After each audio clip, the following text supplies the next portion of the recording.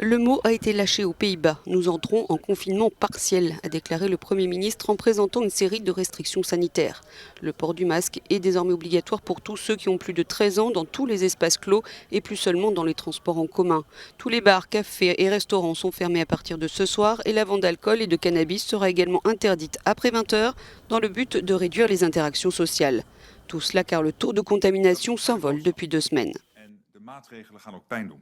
C'est un message difficile et les nouvelles règles vont faire mal, mais c'est le seul moyen car les faits ne mentent pas. Nous devons être plus stricts avec nous-mêmes.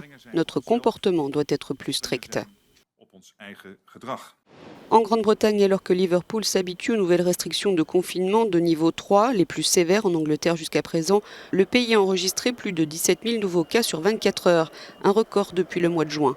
Le Parti travailliste dans l'opposition affirme que le plan du gouvernement ne fonctionne pas et qu'un confinement total à l'échelle nationale est nécessaire.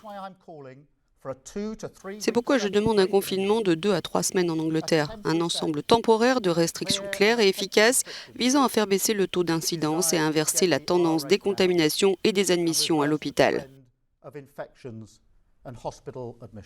En France, à Paris, alors qu'on s'attend à d'autres restrictions, les propriétaires de restaurants et de bars ont organisé une sorte de cocktail devant l'une des principales gares de la ville pour mettre en lumière les difficultés financières de leur industrie avec la pandémie de Covid-19.